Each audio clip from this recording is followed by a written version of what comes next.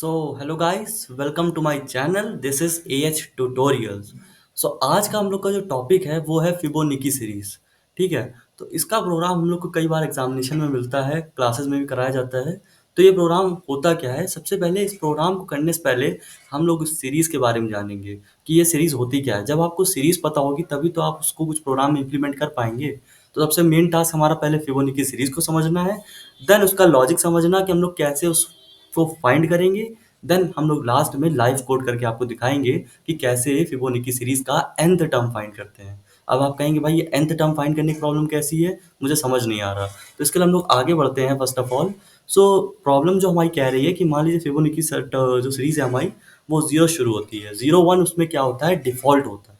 Then हम लोग क्या कर रहे हैं इसमें, जीरो वन को आप ऐड करिए, क्या होगा, वन होगा। ठीक। देन वन और वन को ऐड करिए आप, तो आपका क्या होगा, टू हो जाएगा। देन वन टू को ऐड करेंगे आप तो थ्री हो जाएगा आपका। ठीक। और टू थ्री को ऐड करेंगे तो फाइव हो जाएगा आपका। ठीक है। तो इसी तरीके क्या कर रहा है, आप उसमें पैटर्न एनालाइज कर सकते हैं कि जो प्रीवियस टू टर्म्स हैं, जो जो टर्म हम लोग को फाइंड करना है उसके पहले के जो दो टर्म है उनका जो सम है वो हमारा थर्ड टर्म है। जैसे यहाँ पे जीरो वन करा तो ये वन जो हमारा है ये हमारा थर्ड टर्म हुआ। वन प्लस टू करा जो थ्री आया ये हमारा जो उसके नेक्स्ट वाला टर्म हुआ। तो इसी तरीके कोई भी टर्म हो उसको निकालने के लिए आपको क्या करना है, फिबोनाची सीरीज में उसके पहले के दो टर्म को आपको सम करना है और वो जो सम आएगा वही आपका थर्ड टर्म होगा। जैसे आप देखिए इसमें नीचे डिफरेंशिएट करा गया है, जैसे zero plus one equal to one. तो ये जीरो प्लस वन क्या है, फर्स्ट और सेकेंड टर्म। देन इसके बाद नीचे देखिए क्या लिखा है, अब ये जीरो जो हो गया ये वन में कन्वर्ट हो गया और ये जो वाला वन है ये वन हो गया। मतलब ए की वैल्यू बी में चली गई और बी में जो हमारा रिजल्ट आया था वो चला गया। तो अब वन और प्लस वन करा तो टू आ गया हमारा। देखिए वन, ये वन और वन ऐड करा तो टू हो गया। अब इसके बाद ये जो वन है हमारा ये फिर शिफ्ट हो गया, देन ये वन प्लस टू करके थ्री हो गया। तो प्रीवियस दो टर्म के सम को हम लोग जो फाइंड करेंगे वही हमारा नेक्स्ट टर्म होगा। और हम लोग को आगे भी तो बढ़ना है, नहीं तो जीरो वन पे ही लटके रह जाएंगे। तो इसलिए हम लोग को आगे बढ़ना है और फिबोनाची सीरीज बेसिकली इसमें यही बता रही है हम लोग को। तो आप प्रॉब्लम समझे। अगर आपसे कहा जाए nth टर्म, मान लीजिए इसमें कहा गया आपको कि थर्ड टर्म देना है, तो थर्ड टर्म मतलब ये फर्स्ट टर्म हो गया, ये सेकंड टर्म हो गया, थर्ड टर्म हो गया। तो आपको ये वन रिटर्न करना है। थर्ड अगर यूजर ने डाला, फिफ्थ कहा तो आप ये वाला रिटर्न करेंगे, सिक्स कहा तो ये रिटर्न करेंगे। सो ये हम लोग को प्रोग्राम में करना है। और आपको फिबोनाची सीरीज समझ में आ गई कि हाँ होती क्या है। कि फिबोनाची सीरीज का बेसिक सा मतलब है जीरो शुरू होती है, जीरो वन हम लोग उसको अपनी तरफ से देंगे क्योंकि भाई थर्ड टर्म फाइंड करने के लिए उसके पहले के दो नंबर ऐड करेंगे। और जब नंबर देंगे ही नहीं आप कुछ बाय डिफॉल्ट तो कैसे ऐड करेगा। तो चलिए फर्स्ट दो टर्म हम दे देंगे सहूलियत के लिए, लेकिन उसके बाद के जो थर्ड टर्म से शुरू है कहानी वो हम लोग क्या करेंगे, उनके प्रीवियस सम करेंगे, देन आगे बढ़ेंगे। दो टर्म का सम करेंगे, प्रिंट करेंगे, देन आगे बढ़ेंगे। तो इसी तरीके हम लोग को यहाँ पे प्रिंट तो नहीं करना बट nth टर्म फाइंड करना है। ठीक है। आपको ऐसे प्रॉब्लम ज़्यादा समझ नहीं आ रही होगी। तो हम लोग थोड़ा सा आगे बढ़ते हैं, इसमें प्रॉब्लम स्टेटमेंट को थोड़ा सा स्टेप्स पे एनालाइज करते हैं। तो इसमें क्या कह रहा है, आइडेंटिफाई द प्रॉब्लम। किसी भी प्रॉब्लम को करने से पहले मैंने कई बार कहा है कि आपको प्रॉब्लम को समझना जरूरी है। ये प्रॉब्लम क्या कह रही है, calculate the nth Fibonacci number in the sequence starting with zero and one. मैंने कहा फिबोनाची के स्टार्टिंग क्या टर्म क्या होते हैं, जीरो एंड वन होते हैं। देन क्या करेंगे, अब भाई स्टार्टिंग और जो सेकेंड टर्म है उसके बाद वो वन होता है, बट इसको आपको तो पता है बट यूजर को कैसे बताएंगे, आप कंप्यूटर को कैसे बताएंगे। तो इसके लिए आप एक वेरिएबल लेंगे, A equal to zero, B equal to one. A हमारा क्या है यहाँ पे, जो ए है हमारा ये हमारा फर्स्ट टर्म है और जो बी है हमारा ये सेकेंड टर्म है। इनकी वैल्यू हमने अपनी तरफ से दे दी यूजर को। देन क्या करेंगे भाई, हम लोग को अब देखिए आगे बढ़ते जाना है, nth टर्म तक जाना है ना। अगर हम लोग को सिर्फ दो ही थर्ड ही टर्म चाहिए होता तो हम बस इनको a प्लस बी करते, मिल जाता थर्ड टर्म। बट हमें कहाँ तक जाना है, एन टर्म तक।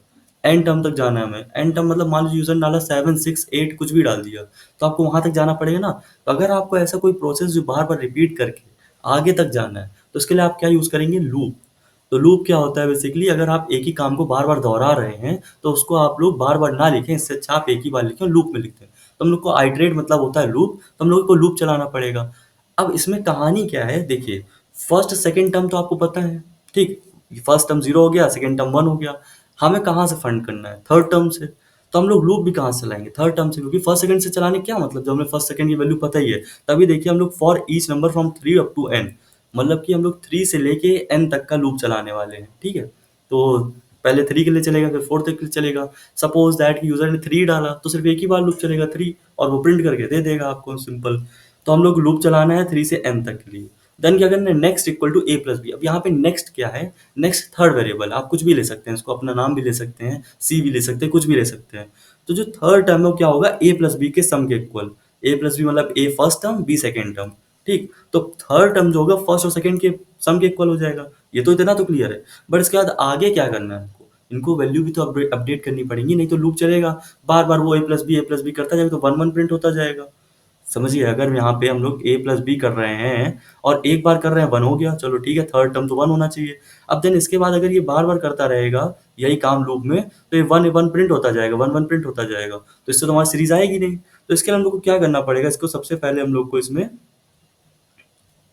इसके लिए हम लोग को इसमें क्या करना पड़ेगा, ए इक्वल टू बी, मतलब कि जो हम लोग का ए की वैल्यू है वो बी में मर्ज हो जाएगी, मतलब बी की वैल्यू ए में आ जाएगी, और बी की जो वैल्यू है वो जो इन दोनों के सम के इक्वल है उसमें आ जाएगी। जैसे कि जो C equal to A plus B था वो हमारे बी में स्टोर हो जाएगी। मतलब इससे क्या होगा, हम लोग की वैल्यू आगे बढ़ रही है, मतलब ए इक्वल टू बी हो गया और बी इक्वल टू सी हो गया। तो देखिए यही A equal to B and B equal to next. इसको अभी आप नहीं समझ पा रहे हैं, मैं इसको जब ड्राई रन लेके बताऊंगा तो मैं आपको और अच्छे समझाऊंगा कि ऐसा क्यों करा गया। Shift to the next terms, क्योंकि हम लोग को एक चीज आप समझ गए कि अगर C equal to A plus B करेंगे हम लोग सिर्फ, तो हम लोग को क्या होगा कि अगर मैं पे आपको वैल्यू बना के दिखाऊं, तो एक ए हो गया, एक बी हो गया, और एक वेरिएबल हो गया सी हमारा। देन सबसे पहले मान लीजिए ए की वैल्यू 0 है, बी की वैल्यू 1 है, तो इसमें क्या प्रिंट हो जाएगा, 1 हो जाएगा। अब इसके बाद अगर हम लोग फिर से मान लेते देखें, हम लोग ने ए की वैल्यू भी चेंज नहीं करी, बी की वैल्यू भी चेंज नहीं करी, फिर से 0 1, फिर 1 हो गया। आप कहेंगे तो ठीक है भाई, थर्ड फोर्थ टर्म हमारे 1 1 है, बट फिर वही करेगा, फिर 1 हो जाएगा, तो ऐसे तो सीरीज हमारी सिर्फ 1 1 प्रिंट करेगा। ये तो हमारा क्वेश्चन ही नहीं था। तो क्वेश्चन के अकॉर्डिंग हम लोग को चलना है, अगर हम लोग को लूप का इस्तेमाल करना है। अब सपोज दैट मैं आपको जो बता रहा था कि C equal to A plus B वाला और ए इक्वल टू बी, तो वो क्या सीन है। मान लीजिए आप ए लेते हैं, बी लेते हैं, सी लेते हैं। सबसे पहले आपकी वैल्यू 0 1 है, तो आपका थर्ड टर्म क्या होना चाहिए, 1 हो जाएगा, ठीक। अब मैंने आपको कहा यहाँ पे ए इक्वल टू बी करो, मतलब जो ए इक्वल टू बी, मतलब ए की वैल्यू मतलब बी की जो वैल्यू है वो ए में चली जाएगी, तो ए की वैल्यू क्या हो जाएगी, 1। बी की जो वैल्यू है वो सी की वैल्यू हो जाएगी, तो बी में क्या है, 1 है, और सी में 1 है, तो जो सी में वैल्यू है वो बी में आ जाएगी, तो 1 हो जाएगा। अब 1 प्लस 1 करेंगे तो कितना आएगा, 2 आएगा आपका। तो आपका जो फोर्थ टर्म होता है फिबोनाची का, वो होता है 2। अब मैं इसको और थोड़ा आगे बढ़ाता हूँ, अभी तो चलिए दो टर्म सेम हो गए तो आपको कंफ्यूजन हो सकती है। अब आपको करना है ए इक्वल टू बी करना है, मतलब बी की वैल्यू जो है वो ए में डाल देनी है। तो बी में क्या है, 1, तो 1 कर दिया। बी में क्या करना है, सी डालना है, सी की वैल्यू क्या है, 2 हो जाएगी, 1 प्लस 2 करेंगे 3 आएगा। तो ये देखिए, ये सीरीज हमारी बन रही है, 0 1 1 2 3, ये है हमारी फिबोनाची सीरीज। बट अगर आप सेम ही रखते हैं तो ये कभी आपकी फिबोनाची सीरीज नहीं बनेगी, सिर्फ 1 1 प्रिंट करेगा। तो आपको थोड़ा थोड़ा समझ में आया होगा इसका आइडिया। बाकी मैं इसको और अच्छे समझाऊंगा जब आपको कोड लिख के दिखाऊंगा। देन अब आपको पता है, अगर यूजर ने कहा हमें सिर्फ फर्स्ट टर्म डालना है, फर्स्ट टर्म चाहिए, तो फर्स्ट टर्म आप सीधे 0 प्रिंट कर देंगे, क्योंकि आपको पता है भाई फर्स्ट टर्म हमारा 0 होता है। देन उसने कहा सेकेंड टर्म, उसकी वैल्यू हमारे पास है, 1 प्रिंट कर देंगे। तो ये हमारा बेसिक सा जो भी प्रोग्राम है, ये हमने लॉजिक आपको बता दिया है। जो थ्योरी पार्ट है वो तो हो गया खत्म, कि हम लोग को क्या करना है, फिबोनाची में nth टर्म फाइंड करना है, और nth टर्म क्या होगा, उसके जो पहले n-2 और n-1 टर्म, मतलब कि जो nth टर्म के पहले दो टर्म है उनका सम करेंगे तो वो n टर्म आ जाएगा। तो हम लोग को क्या करना है, यही माइंड में रखते हुए हम लोग को इसका कोड लिखना है। सबसे पहले किसी भी कोड को लिखने के लिए सी के पहले हम लोग क्या करेंगे, अगर इनपुट आउटपुट फंक्शन यूज कर रहे हैं तो हम लोग लिखेंगे प्री प्रोसेसर डायरेक्टिव, एक वो होता है हैश इंक्लूड और stdio.h। तो ये हमारा हो गया प्री प्रोसेसर डायरेक्टिव। देन हम लोग कौन सा फंक्शन बनाते हैं, मेन फंक्शन, क्योंकि यहीं से प्रोग्राम का एग्जीक्यूशन स्टार्ट होता है। देन हम लोग लिख दिया इंट मेन। अब इसके बाद हम लोग का सबसे पहला टास्क क्या होता है, जो जो वेरिएबल यूज करने हैं हम लोग को उनको बताना है। यूजर देगा आपको nth टर्म, कि हाँ हमें 7 टर्म चाहिए, कि 6 टर्म चाहिए, कि 5th टर्म चाहिए। मान लीजिए 5th टर्म कहा तो आप दे देंगे उसको 3 दे देंगे, जो भी टर्म होगा उसको रिटर्न कर देंगे। तो आपको यूजर देगा ना कि हमें ये टर्म चाहिए, तो आपको उसको स्टोर करने के लिए एक वेरिएबल चाहिए। तो मान लीजिए उसको स्टोर करने के लिए हम लोग के पास इंट n वेरिएबल है। देन हमारे पास मैंने बताया आपको फर्स्ट और सेकेंड टर्म हम लोग को खुद से देना है, ठीक है, तभी तो हम लोग आगे कंप्यूट करेंगे। तो फर्स्ट टर्म क्या होता है, a इक्वल टू 0 दे देंगे एक वेरिएबल में, एंड देन उसके बाद b इक्वल टू 1 दे देंगे। तो फर्स्ट सेकंड टर्म जो है हम लोग ने दो वेरिएबल दे दिए जिनका नाम है ए और बी। देन हम लोग को लास्ट कौन सा वेरिएबल चाहिए, सी, जिसमें हम लोग को उन दोनों का सम प्रिंट करना है, स्टोर करना है। तो हम लोग यहाँ पे सी दे दिया हम लोग ने। हम लोग का ये काम तो हो गया। अब हम लोग वेरिएबल तो दे दिया लेकिन उसमें वैल्यू थोड़ी ना दी, तो हम लोग यूजर से एन की वेरिएबल में वैल्यू लेने वाले हैं। तो स्कैनफ लगाएंगे हम लोग, किस टाइप की वैल्यू है, फॉर्मेट स्पेसिफायर देंगे। फॉर्मेट स्पेसिफायर मतलब किस टाइप की वैल्यू है वो स्टोर करेगा, वो बताना है हम लोग को। तो बता देंगे भाई परसेंटेज डी है, क्योंकि इंटीजर वैल्यू रिटर्न करनी है हमको। यहाँ पे एंड ऑपरेटर लगाएंगे। एंड ऑपरेटर क्यों लगाएंगे भाई? एंड ऑपरेटर हम लोग बेसिकली इसलिए लगाएंगे क्योंकि हम लोग को उसकी लोकेशन में भेजना है। एंड ऑपरेटर क्या करता है? लोकेशन ला के देता है। तो एंड एन, तो इतना हमारा कोड क्या करेगा कि आपको वेरिएबल डिक्लेयर कर दिया आपने, और आपने यूजर से वैल्यू ले ली कि हाँ हमें 7 टर्म चाहिए कि 6 टर्म चाहिए कि वन फर्स्ट टर्म चाहिए कि सेकंड टर्म चाहिए, ये सब यूजर दे सकता है इतने में, लेकिन उसके आगे प्रोसेस करनी है हम लोग को। अब वैल्यू तो भाई हमारे पास आ गई कि हमें एन टर्म चाहिए। अब क्या करना है हम लोग को? उस आइटरेट करना है, मतलब लूप चलाना है। मैं 3 से लेके एन तक चलना भी तो है, क्योंकि फर्स्ट सेकंड टर्म पता है, थर्ड से लेके nth टर्म तक जाएंगे तभी तो एन टर्म हम लोग उसको रिटर्न करेंगे। तो हम लोग को एक लूप चलाना पड़ेगा। यहाँ पे हम लोग फॉर लूप की बात करते हैं। तो for int I equal to 3। 3 क्यों है मैंने आपको बताया, क्योंकि हम लोग को फर्स्ट सेकंड टर्म पता है, हम लोग को थर्ड से लेके nth तक चलना है। तो I is less than equal to N तक चलाएंगे, देन आई प्लस प्लस कर देंगे। तो ये हमारा फॉर लूप का बेसिक सिंटेक्स है कि पहले हमने बता दिया कि आई की वैल्यू क्या होगी स्टार्टिंग में। आई की वैल्यू 3 होगी क्योंकि फर्स्ट सेकंड टर्म पता है, थर्ड से होगा। देन आई कहाँ तक चलेगा? जब तक आई जो है हमारा less than equal to N रहेगा, मतलब वो जो nth टर्म है तब तक चलेगा जब तक उसके इक्वल तक आ जाता है। और देन उसके बाद क्या करेंगे? आई प्लस प्लस को बढ़ा भी तो रहे हैं, अगर आई की वैल्यू सेम रहेगी तो वहीं घूमता रहेगा ना, इनफाइनाइट चलता रहेगा। तो इसमें आई की वैल्यू बार बार बढ़ती जाएगी, तभी हम लोग तो पहुंचेंगे। पहले आई की वैल्यू 1 है, मान लो पहले आई की वैल्यू 3 है, देन इसके बाद आई की वैल्यू 4 होगी, देन 5 होगी, तो वहां तक जाएगा जब तक हमारा जो टर्म है वो पहुंच नहीं जाता। तो ये हमारा इंट आई इक्वल टू 3 हो गया, I less than equal to N, ये हमारा लूप हो गया। देन काम क्या है हमारा? जो थर्ड वेरिएबल जो हम लोग लिखा है उसमें वैल्यू डालनी है। उसकी वैल्यू क्या होती है? C equal to A plus B. जो पहले के दो टर्म होते हैं आपको उनमें जो वैल्यू स्टोर कर देनी होती है, C equal to A plus B हो गया। देन मैंने बताया था आपको कि अगर आप इसको इतना करके छोड़ देंगे तो आपको 1 1 आता जाएगा, क्योंकि बार बार ए की वैल्यू तो 0 है, बी की वैल्यू 1 है, तो वो चेंज ही नहीं होगी। तो हम लोग को इसके लिए क्या करना पड़ेगा? सो जो बी की वैल्यू है अब हम लोग को वो ए में डालनी है, और जो सी का जो मतलब रिजल्ट है वो हम लोग को बी में डालनी है। तभी तो हम लोग बढ़ेंगे इससे आगे। मान लीजिए ये ए है, ये बी है, तो हम लोग जो बी में जो वैल्यू थी वो ए में पहुंचा देंगे, और जो बी है वो सी में पहुंचा देंगे। तो इसी तरह एक एक स्टेप आगे बढ़ते जाएंगे। तो ये हमारा टास्क है। तो हम लोग यहाँ पे क्या करेंगे? ए इक्वल टू बी और बी इक्वल टू सी।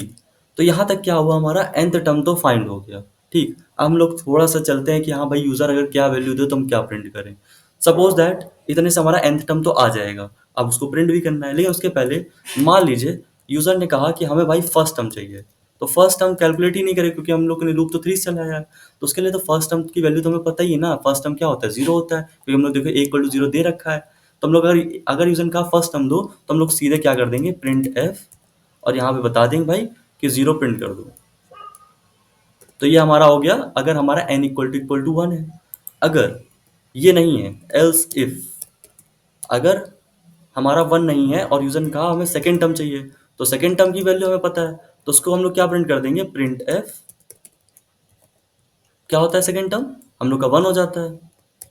तो ये हमारा जनरल केस जो थे वो तो हमारे कवर अप हो गए कि अगर यूजर ने डाला फर्स्ट टर्म तो हमें पता है 0 होगा, और सेकेंड टर्म हमें पता है कि 1 होगा, तो ये दोनों टर्म खत्म हो गए। देन अगर ये दोनों ही केस नहीं है तो डालेंगे हम लोग एल्स, और यहाँ पे क्या प्रिंट कर देंगे? Print F. अब किस टाइप की वैल्यू प्रिंट कर रहे हैं हम लोग? इंट टाइप की। तो परसेंटेज डी लेंगे और कॉमा लगाएंगे, यहाँ पे सी लिख देंगे। सी मतलब जो हमारा nth टर्म, मैंने बताया आपको कि यहाँ तक आपका थर्ड टर्म तो कैलकुलेट हो गया। ठीक, अब आपको मतलब जो भी आपका जो nth टर्म है वो कैलकुलेट हो गया, बट आपको उसके पहले ये भी तो चेक करना पड़ेगा। अगर यूजर ने 1 डाल दिया मान लो तो आपको 0 प्रिंट कर देना है, यूजर ने 2 डाल दिया तो 1 प्रिंट कर देना है। देन अगर ये दोनों केस नहीं है तो उसी के लिए तो हम लोग ने इतना ताम झाम करा है, इसी के लिए तो लूप चलाया है। तो हम लोग लास्ट सी की वैल्यू प्रिंट कर देंगे, जो इसमें हम लोग ने इसमें C equal to A plus B करा है।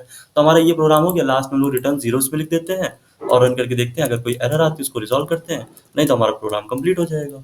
सो हम लोग रन करते हैं। इसमें कह रहा है कि हम मान लीजिए फिफ्थ टर्म देते हैं, नंबर ऑफ टर्म। तो देखिए फिफ्थ टर्म 3 आया, हम चेक कर लेते हैं। फर्स्ट टर्म 0 है, सेकंड टर्म 1 है, थर्ड टर्म 1 है, और जो फोर्थ टर्म है वो 2 है, और फिफ्थ टर्म क्या है? 3। सही आ रहा है। एक और वैल्यू के लिए चेक कर लेते हैं। मान लीजिए हम लोग देते हैं सेवन्थ टर्म। 7 टर्म 8 आ रहा है। कैसे?